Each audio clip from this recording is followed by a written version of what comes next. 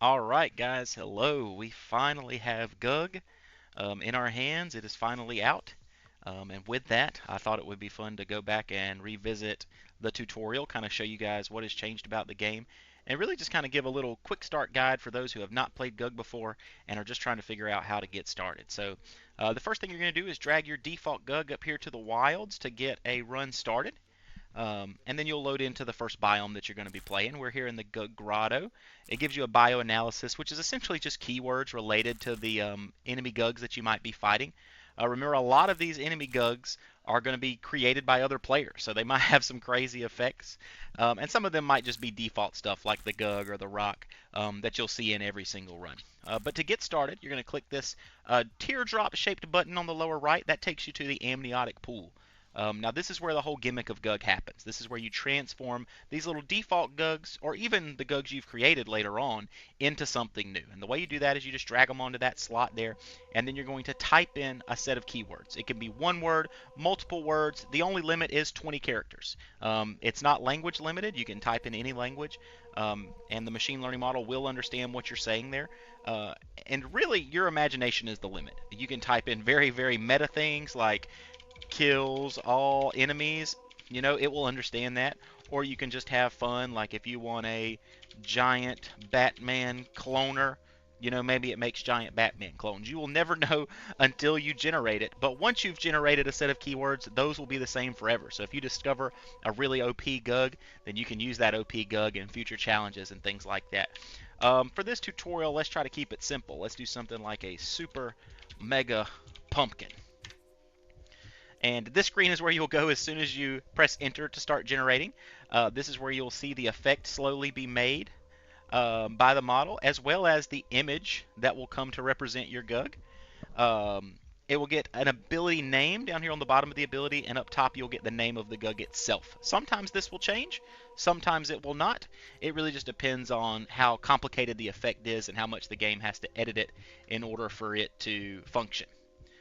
So here we go. We had a very strange looking GUG. Pumpkin GUGs normally look pretty pumpkin-like, and this one is like filled with craters and stuff, so that's pretty neat. Its name is Bloboplum. Its ability is called Bloom Buff, and it says enters the battlefield with a grotesque biological bloom, increasing its health by 5 and attack by 2. So that's a pretty obvious ability.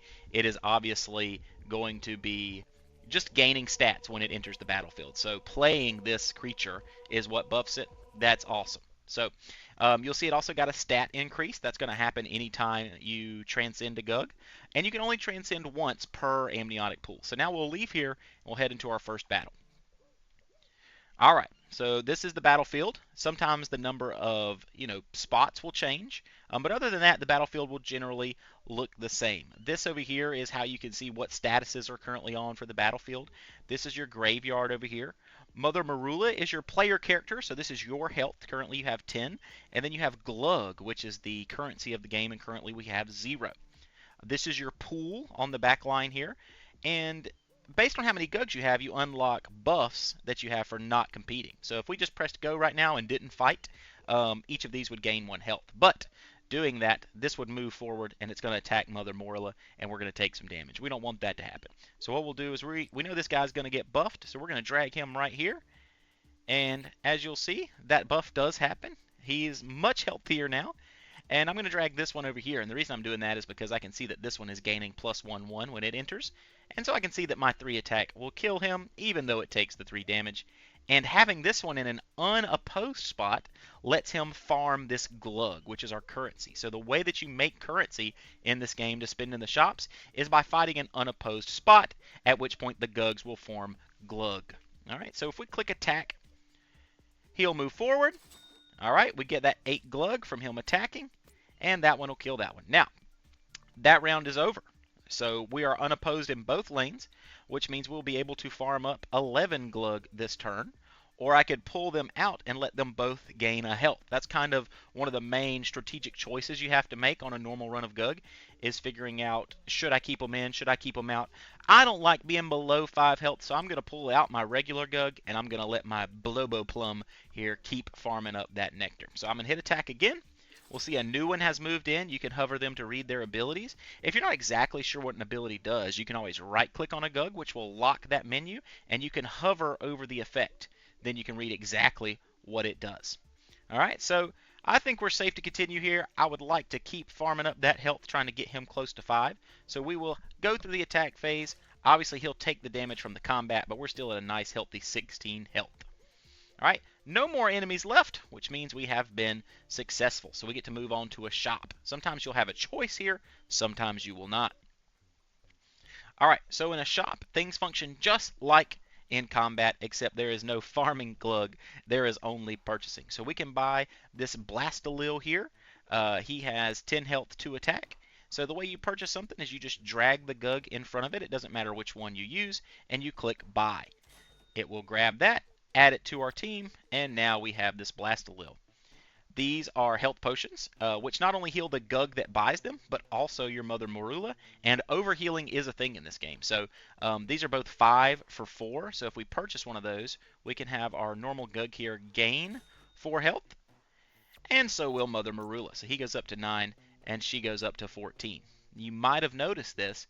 The price of potions doubles every time you buy a potion of a similar type. So if you buy an attack potion, the price of other attack potions doubles. If you buy a regular GUG, the price of the other GUGs will double, so on and so forth. Anytime you buy an object of a certain kind, it will double. Now we're down to 1 GUG. We can't afford anything else, so I'll just pull him back to the pool, and then I'll leave the shop, which will take us straight into our next combat. Now you can actually see down here at the bottom, we kind of have, this progression. And what this is basically saying is at certain points, we unlock different pathways. And if we're victorious, we can go to another amniotic pool. So I know that he's going to get a buff when I play him. So I'm going to go ahead and play him for that buff. And this guy does not really have a lot of attack, but he's going up against a 0-1 rock, So I'm going to go ahead and just play him, and we'll go forward through that combat. Now notice we won't gain any glug because both lanes are opposed here.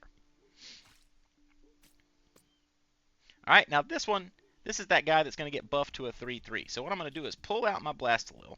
I'm going to move over my Bloboplum because I want to farm up that 10 Nectar. He's got such a high attack. And since this guy's so healthy now, I can let him kill that one with no worries. So he'll combat. We'll get that unopposed 10 Nectar added to our bank there, and we'll have an upcoming combat here with Droogloop. And you can always see how many enemies you have left on this little route up here, which shows you what lanes they're in and when they will arrive. All right, and see, sometimes you have different choices. Here, obviously, the choice is an amniotic pool or an amniotic pool, so it doesn't really matter what you pick there. Now, even though this is not a basic GUG, you can transform any GUG. So if we give him a new keyword, he's going to change into something different. Let's stick with our pumpkin theme, why not? And let's do a super pumpkin of death. Now see, of death didn't fit, and that might be something you run into. So you can change the way you phrase it. You can remove all the spaces if you want to. But what I'm just going to do is just type in super death pumpkin. So I still get the same idea across, but it fits this time. You're limited to that 20 character limit no matter what you do. You can kind of game that a little bit using other languages if they have shorter words for things. But in general, 20 characters is going to be the limit. So sometimes, it might make an effect and the game might test it and see that it's not functioning correctly. So what it'll do is it'll rewrite that effect and do something different. Sometimes the name will even change. Maybe it doesn't like the name for whatever reason. Alright, so it's sticking with it. We got Morculump. It says on death deals 3 damage to all enemies on the battlefield. So this guy's only great when he dies, but when he does, he's doing a lot of damage. Alright, so we're going to leave the amniotic pool once again. You might have noticed that we have switched to 3 lanes now, and we also have a boss. So this is the Blastula here. Now, when we have an unopposed lane, instead of just farming the nectar, we will be attacking the boss. Okay. In a boss fight, defeating this boss is how you move on. Okay. So we have GUGs in every lane. All right. They're just normal old GUGs. Luckily, both of our special ones here can defeat these in one hit. And because I see I have openings coming up in those 2 lanes, I'm focused mostly on getting those attacks in on the Blastula there. So we'll hit attack. Those will all move forward.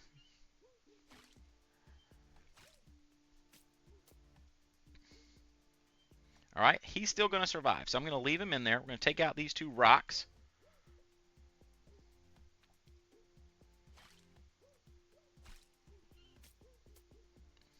All right, now I've got this open lane I get to attack with.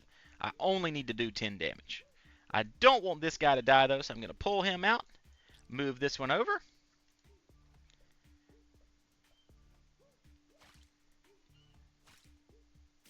See, we get that attack to the Blastula, and that's a player win because we've defeated that boss there.